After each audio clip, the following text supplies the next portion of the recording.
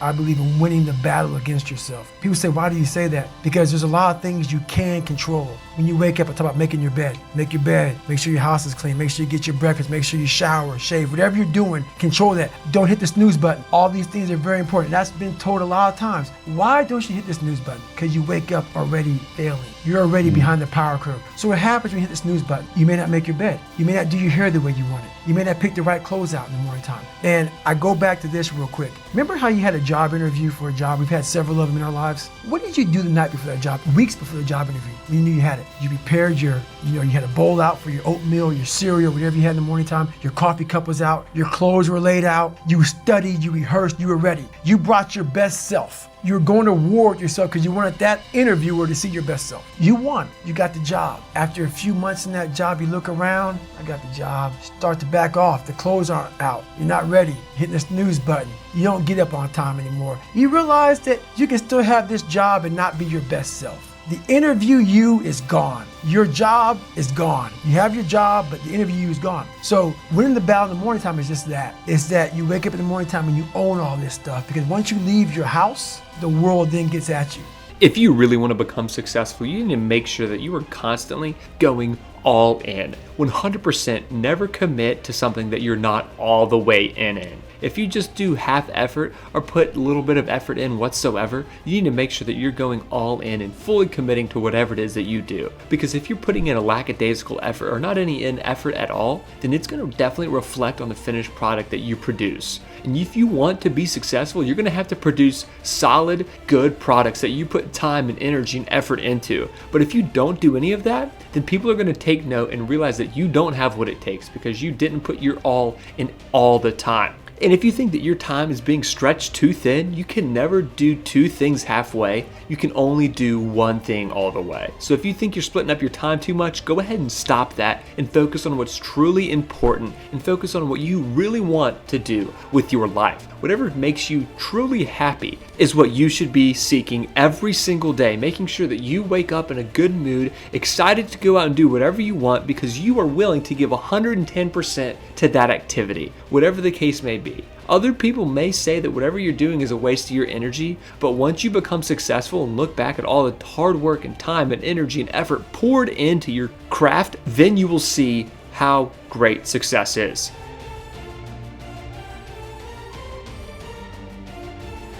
Well, the whole thing about it is that your mind has the ultimate tactical advantage over you. It knows your insecurities, knows your fears, it knows your self-doubts, it knows all those creepy spots to stay clear of. So our mind keeps us from those spots. So the whole 40% rule is I was living my whole life kind of going away from those spots that made me very uncomfortable.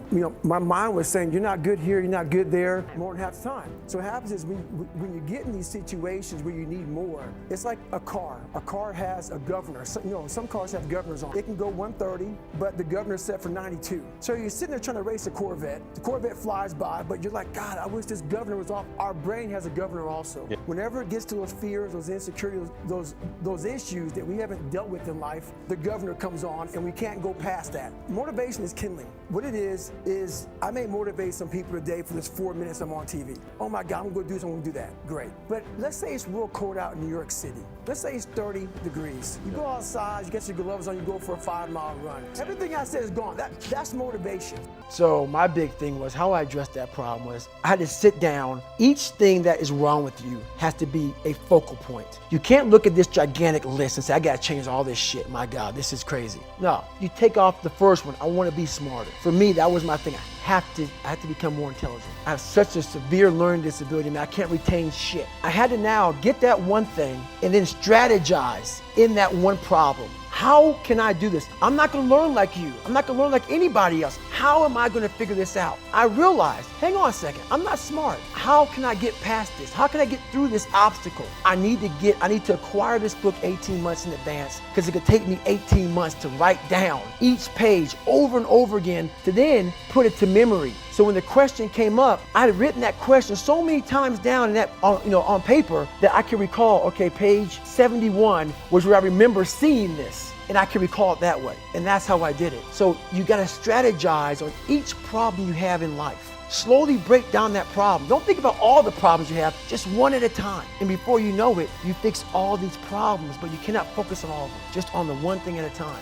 So you got to take that 1 second to pull yourself out of that suffering to have a clear thought. It's hard to have clear thoughts in the midst of extreme pain and suffering. Find that clear thought. Remind yourself of what you've been through back in the past, back in the day, to get to where you're at today. So that's what I do. It's a constant reminder. And then through that process, I guarantee you, your mind and body will say, oh, we got this. We've been here before. Maybe not in that kind of pain and suffering, but we've been here before in the demons of your own mind. So that's the best reminder in the world. Thanks so much for watching this video. If you haven't already, please go ahead and like the video, subscribe to the channel if you're new, and let us know what you thought down in the comment section below.